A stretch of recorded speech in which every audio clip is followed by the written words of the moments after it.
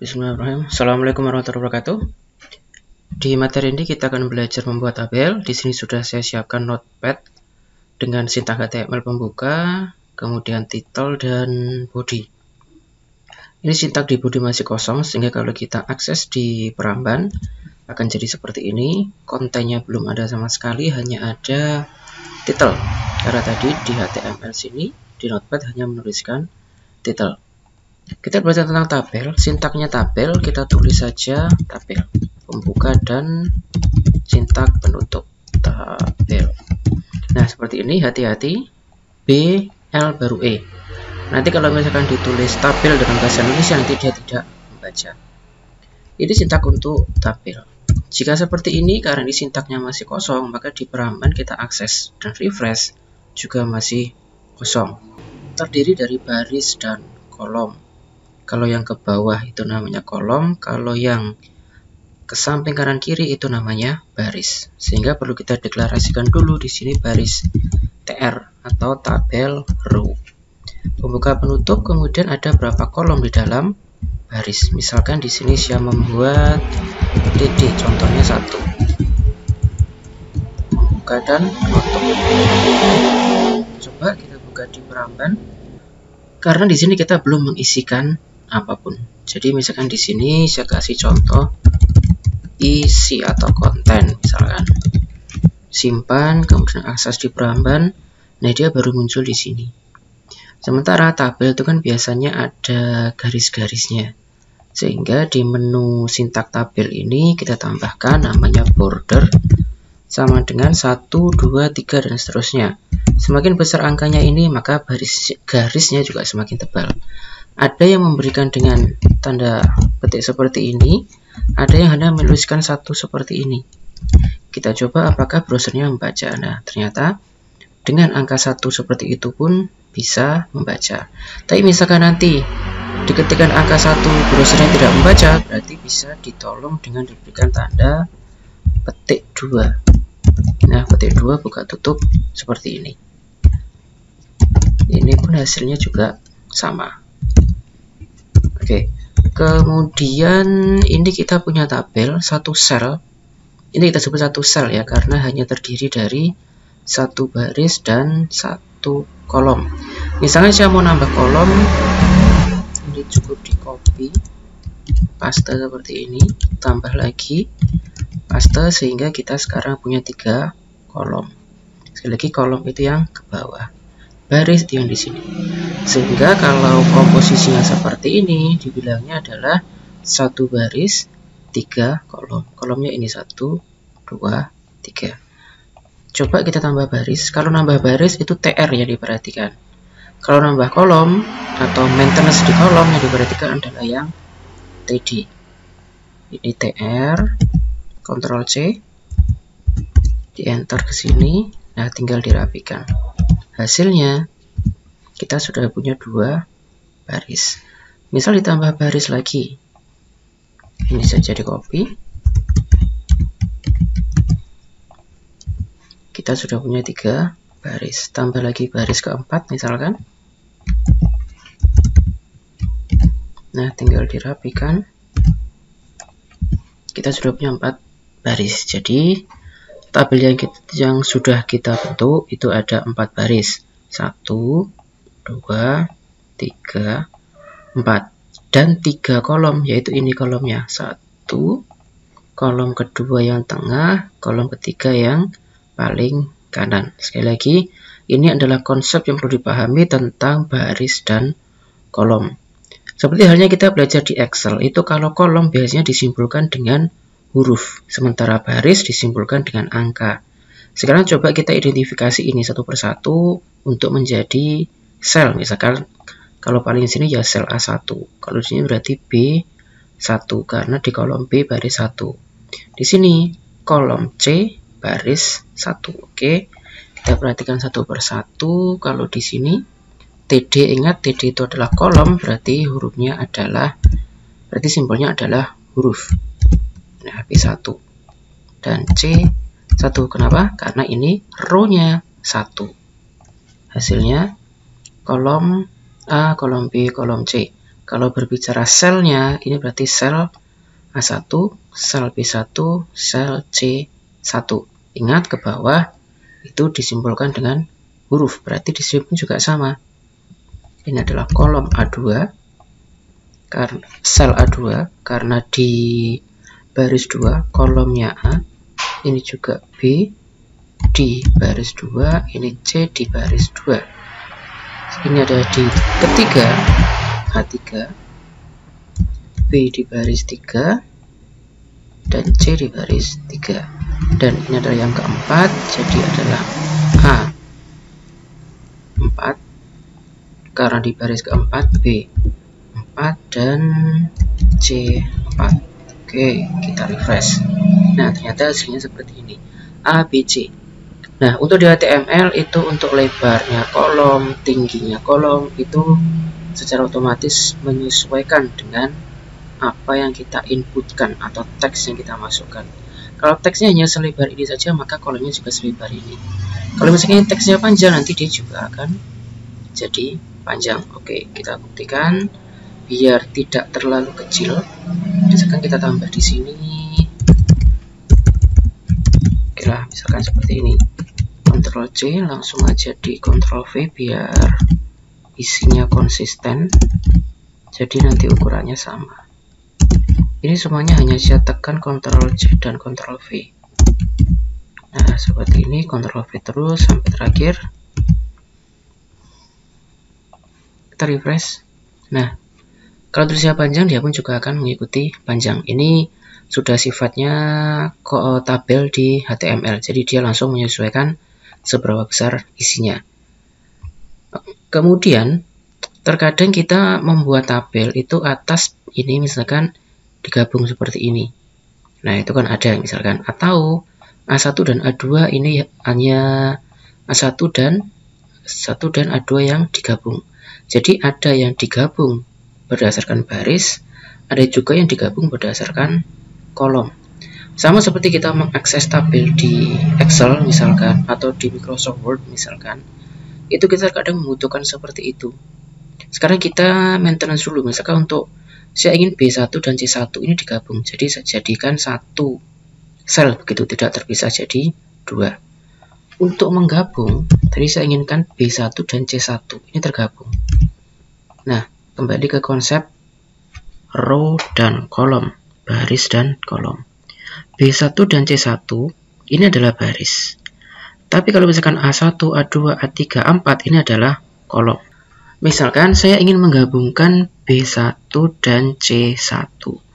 Kembali ke konsep pemahaman baris dan kolom. Kalau B dan C ini kan hurufnya sudah berbeda. Tadi kan di awal kita sudah mengatakan bahwa kolom itu disimbolkan dengan huruf. Berarti ini B1 dan C1 ini adalah kolom. Kalau hurufnya sama, berarti row. Misalkan ini A1, A2 kan sama-sama A. Berarti ini konsepnya baris. Oke, misalkan saya ingin menggabungkan kolom B1 dan kolom C1. Nah, yang atas ini 2 saya gabungkan. Kembali ke HTML-nya, di B1, TD saya kasih spasi, kolom, span. Ini berarti maksudnya kolom yang digabung. Saya inputkan 2, karena di sini kan kolomnya 2 yang digabung. Misalkan ini buahnya yang digabungkan berapa, tinggal ngisikan ke sini angkanya berapa. Oke, kita refresh. Nah, sudah jadi kolom yang tergabung. Yang ini biarkan dulu, nanti kita maintenance lagi. Kemudian selain B1 ini yang saya gabung, di sini saya ingin menggabungkan A1 dan A2. Ingat, kalau A1 dan A2 sama-sama A-nya, berarti ini adalah baris. Di A1, nah di sini saya tuliskan baris atau row. Span berapa yang ingin digabungkan? Saya ingin menggabungkan 2. Bisa dimodifikasi 2, 3 dan seterusnya. 2 karena A1 dan A2. Oke, Ctrl S, refresh ke sini. Nah, A1 dan A2 sudah tergabung. Kemudian yang ini sisa, dalam artian sisa dia terdesak karena aktivitas penggabungan di sini tadi. Karena kita sudah memberikan alamat atau identifikasi per selnya, Sehingga yang ada di sini, yang terdesak di sini bisa kita hapus, yaitu di C1. C1, nah ini dihapus. Dia terdesak sehingga tidak digunakan, bisa dihapus. Refresh. Kemudian terdesak lagi adalah C2.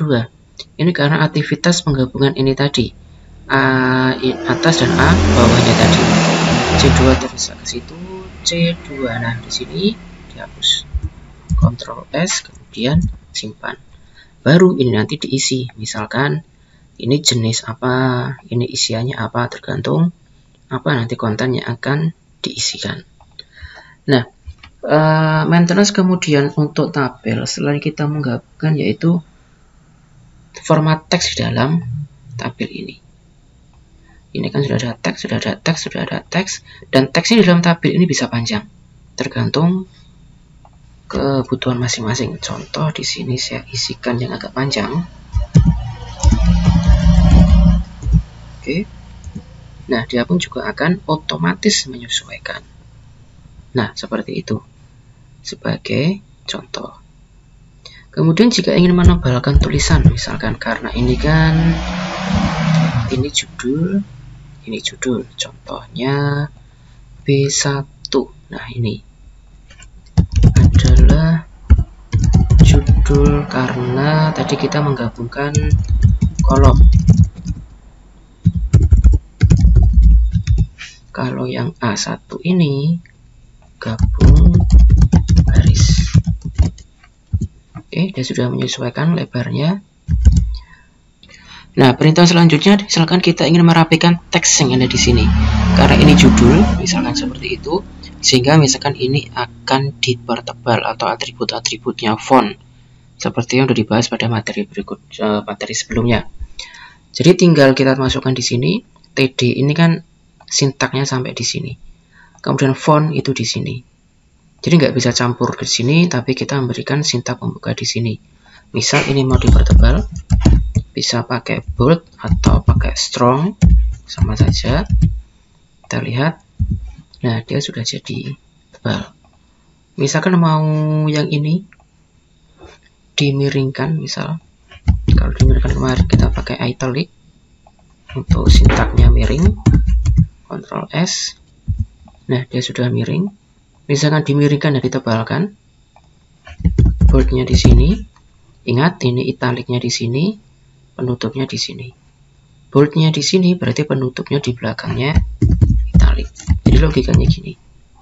Yang diformat adalah ini, kemudian ini yang dekat, ini yang jauh. Yang jauh itu yang bold. Berarti penutupnya juga gitu. Penutupnya pun juga yang paling dekat dulu. I tutup I dulu, baru perintah tambahan bold. Tutupnya bold juga di belakangnya I. Ingat, yang dekat dulu, baru yang jauh.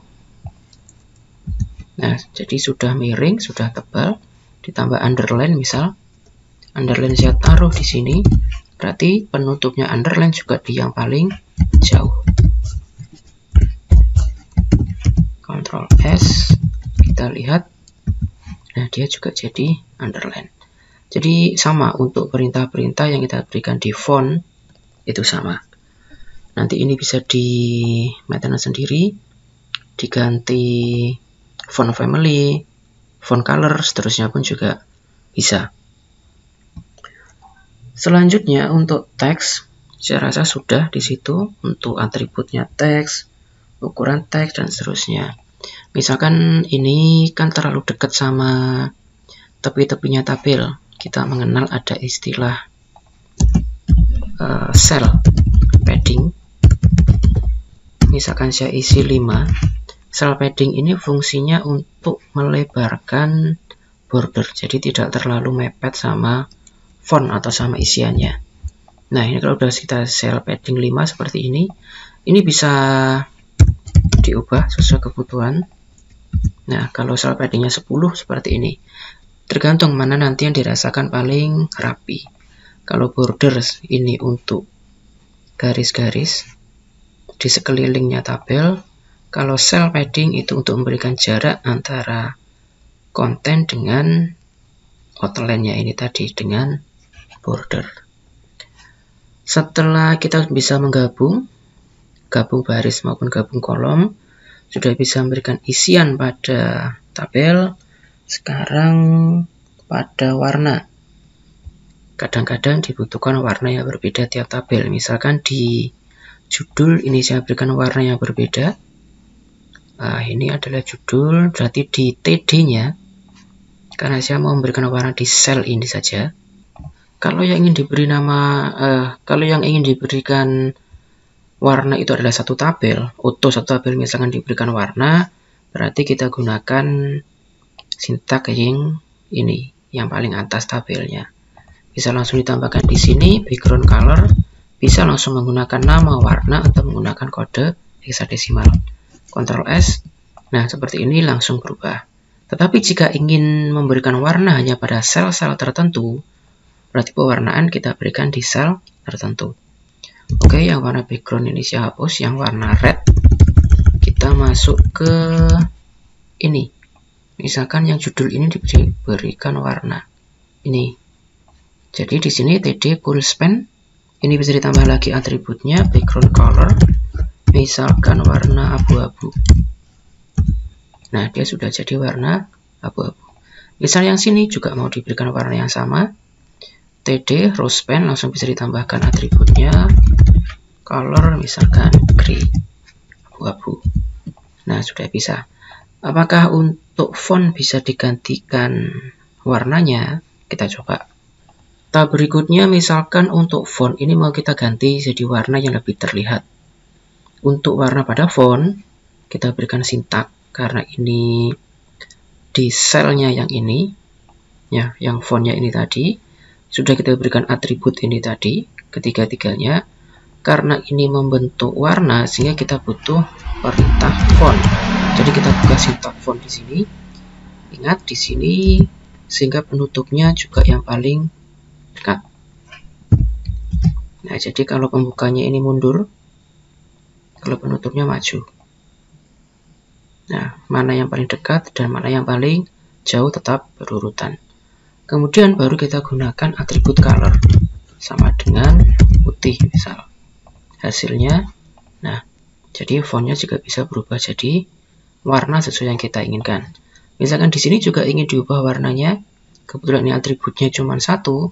Saya buka menu font di sini, sintaknya, berarti penutupnya di sini. Di depannya penutup B, karena yang paling dekat dan yang paling jauh yang mana? Warna putih. Nah, sudah berhasil warnanya berubah. Selain teks, yang bisa kita masukkan elemen ke dalam tabel itu juga gambar. Jadi gambar sekali lagi juga bisa kita masukkan ke dalam tabel. Dengan catatan gambarnya sudah ada dalam satu folder yang sama.